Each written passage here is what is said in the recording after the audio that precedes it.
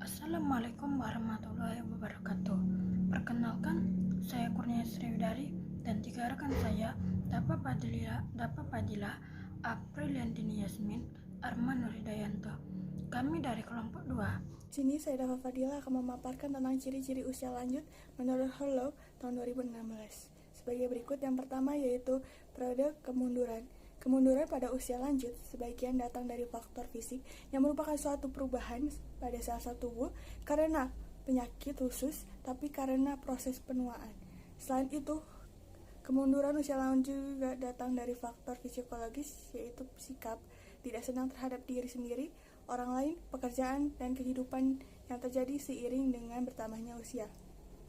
Yang kedua yaitu perbedaan individu pada efek menua. Setiap orang yang menjadi tua pasti berbeda karena mereka mempunyai sifat bawaan yang berbeda pula, berupa sosioekonomi, latar pendidikan yang berbeda, dan pola hidup yang berbeda. Perbedaan kelihatan di antara orang-orang yang mempunyai jenis kelamin yang sama dan semakin nyata bila pribadi pria dibandingkan dengan pribadi wanita karena menua terjadi dengan laju yang berbeda pada masing-masing jenis kelamin. Sekian dari saya. Terima kasih. Baiklah, di sini saya akan menjelaskan tentang ciri-ciri lanjut usia. Yang ketiga, stereotipe pada orang lanjut usia.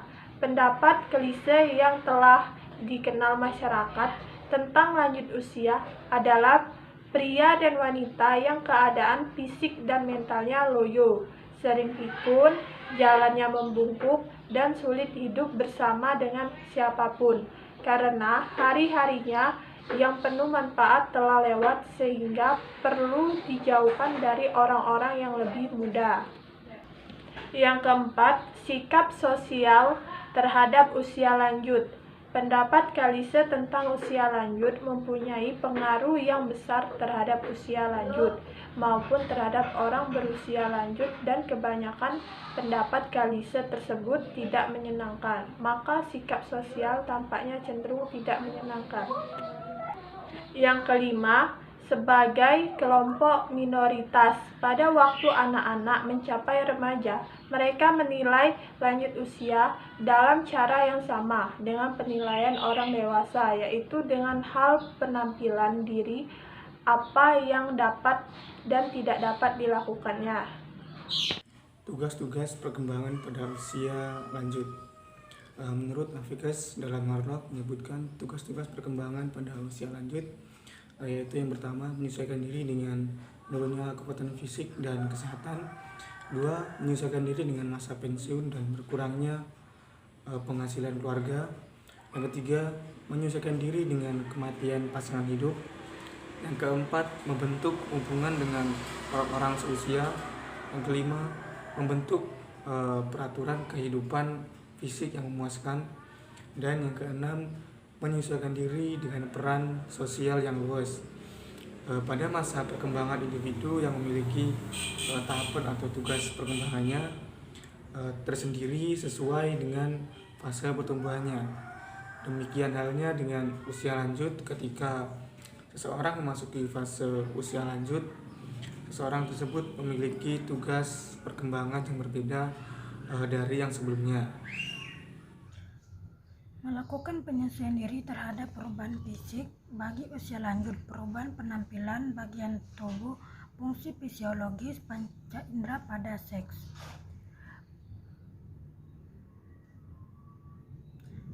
Penyesuaian diri pada masa usia lanjut adalah kemampuan orang yang berusia lanjut untuk menghadapi tekanan atau konflik akibat perubahan-perubahan fisik maupun sosial psikologis yang dialaminya, dan kemampuan untuk mencapai keselarasan antara tuntutan dari dalam diri dengan tuntutan dari lingkungan, yang disertai dengan kemampuan mengembangkan mekanisme psikologis yang tepat sehingga dapat memenuhi kebutuhan-kebutuhan dirinya tanpa menimbulkan masalah baru.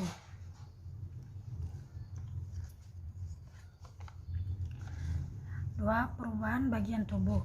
Perubahan bagian dalam tubuh tidak dapat diamati seperti pada bagian luar, namun perubahan tersebut jelas terjadi dan menyebar ke seluruh bagian dalam organ. Dalam juga, perubahan yang terjadi di antaranya terjadi pada kerangka atau skeleton, diakibatkan dari menipisnya tulang-tulang, menumpuknya garam mineral, dan modifikasi pada susunan organ tulang bagian dalam. Akibatnya, tulang menjadi mudah mengapung dan mudah retak atau patah. Sungguhnya telah lambat sesuai dengan bertambahnya usia.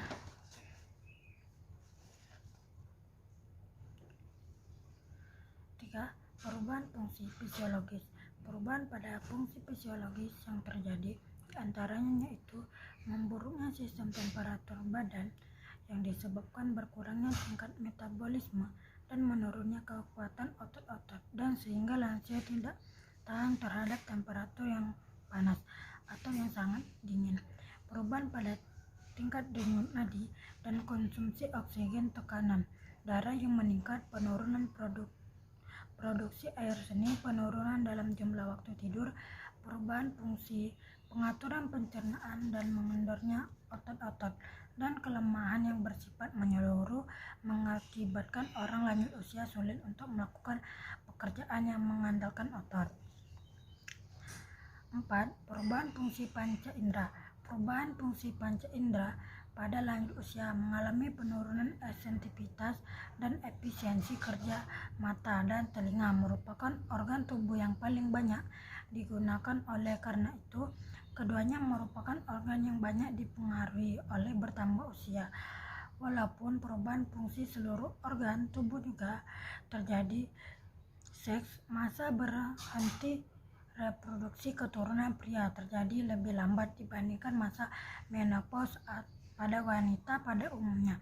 Ada penurunan potensi seksual selama usia 60-an, kemudian berlanjut sesuai dengan bertambahnya usia, seperti masa menopause, masa klimakterik, disertai dengan menurunnya fungsi gonal bela. Itu saja yang dapat kelompok kami sampaikan. Saya akhiri. Wassalamualaikum warahmatullahi wabarakatuh.